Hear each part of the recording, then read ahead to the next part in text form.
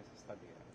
कच्चे तेल की कीमतों में, अंतर्राष्ट्रीय कीमतों में 50% से ज्यादा की वृद्धि हुई।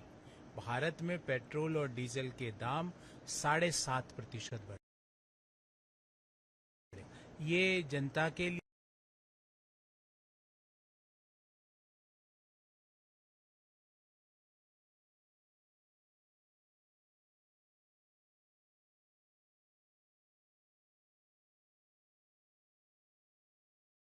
भारत में पेट्रोल और डीजल के दाम 7.5% बढ़े हैं, क्योंकि प्रधानमंत्री जी का मानना है कि पेट्रोल और डीजल की बढ़ोतरी को जहां तक हो सके उसको रोका जाए।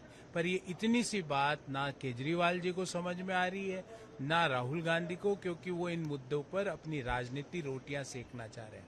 राहुल जी बताइए, कच्चा तेल अगर 50% बढ़ा और देश में पेट्रोल 7.5% बढ़ा, तो ये सरकार की उपलब्धि है कि नहीं?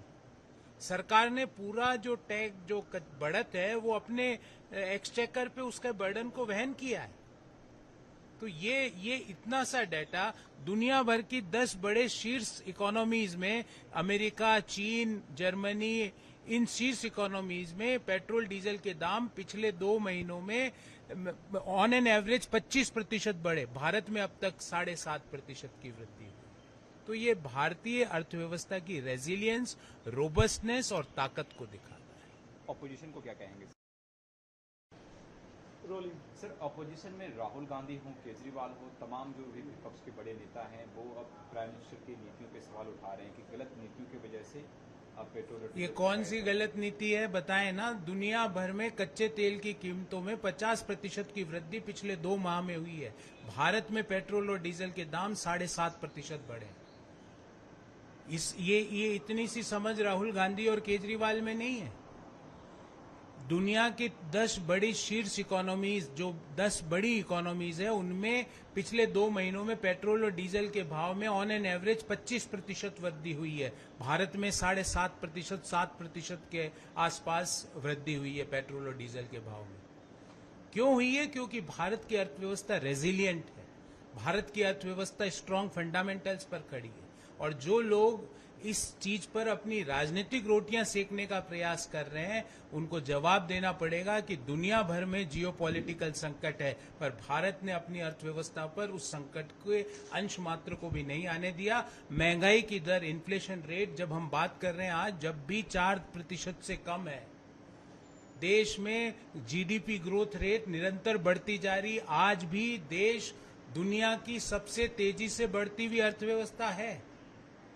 क्या इस बारे में केजरीवाल या राहुल गांधी जी जवाब देंगे कि क्यों ऐसा हुआ कि दुनिया भर के देशों में पेट्रोल डीजल के दाम दुगने हुए, 80% बढ़े, 40% बढ़े। 10 शीर्ष अर्थव्यवस्थाओं ने 25% ऑन एन एवरेज बढ़ाया, भारत की अर्थव्यवस्था ने मात्र 7.5% बढ़ाया। ऐसा क्यों हुआ? क्योंकि मोदीनॉमिक्स ने जो अर्थव्यवस्था को ताकत दी है, उसके कारण मेजोरिटी ऑफ जो कच्चे तेल की बढ़त का जो इम्पैक्ट है, वो सरकार एब्जॉर्ब कर रही है। सिद्धरामैया और deputy CM DK Shiv Kumar दोनों को दिल्ली, वहां पर कुर्सी की लड़ाई चल रही है, और इन दोनों की कुर्सी की लड़ाई में सबसे इम्पोर्टेंट और सबसे रिलेवेंट व्यक्ति कांग्रेस अध्यक्ष खुद है, क्योंकि वो खुद मुख्यमंत्री बनना चाहते हैं। क्या बात कर रहे हैं? सिद्धरामैया जी और डीके शिव कुमार जी की लड़ाई के बीच में जो खड़गे साहब है, वो कह रहे हैं इनको लड़ने तो मुझे मुख्यमंत्री बनाओ।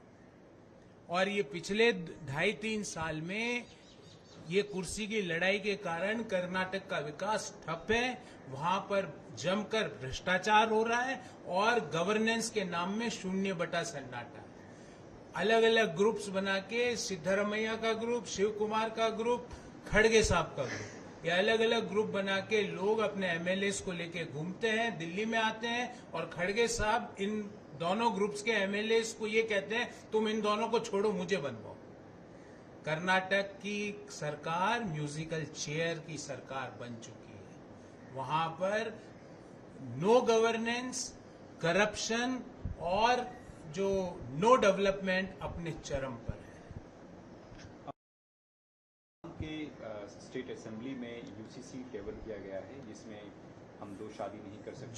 जो हमने हमारे संकल्प पत्र में वादे किए हैं उनको अक्षरश हम पूरा करेंगे। एक भी चीज जो हमने असम के लोगों के साथ, बंगाल के लोगों के साथ वादा किया अपने संकल्प पत्र में, उसको पूरा करेंगे। तुष्टीकरण की राजनीति का अंत हो चुका है। देश की अधिकांश लोगों का मानना है कि एक देश में दो विधान नहीं हो सकते, और अधिकांश मीन्स 90% से ज्यादा, कि एक देश में दो विधान नहीं हो सकते। पहले इन सब चीजों को इसलिए चलाया गया क्योंकि पहले की सरकारें तुष्टीकरण की नीति पर आधारित थी।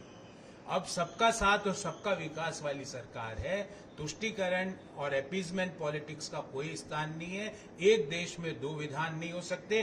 डॉक्टर बाबा साहब अम्बेडकर भी यूसीसी के समर्थक थे, पर कांग्रेस की सरकारों ने यूसीसी को इसलिए दबा के रखा कि वो अपीजमेंट की, तुष्टीकरण की राजनीति कर रहे थे। पर अब सबका साथ, सबका विकास, सबका विश्वास वाली सरकार है।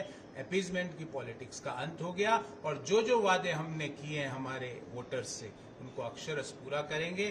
और यूसीसी देश के अधिकांश से ज्यादा लोगों का मानना है कि एक देश में दो विधान नहीं हो सकते। यूपी हो, ऐसे जो राज्य हैं जहां पे बीजेपी शासित राज्य, आने वाले जो बकरीद है उसको लेकर के सख्त निर्देश दिए हैं कि आप खुले में, संविधान के अनुसार, पूजा पद्धति के अनुसार कोई भी व्यक्ति अपनी प्रार्थना कर सकता है, पर संविधान में ये व्यवस्था नहीं की गई है कि आप कहीं पे भी कुछ भी कर सकते हो। कानून के अनुसार शासन व्यवस्था, गवर्नेंस व्यवस्था चलेगी, वोट बैंक और तुष्टीकरण की नीति के अनुसार नहीं। ठीक, थैंक यू।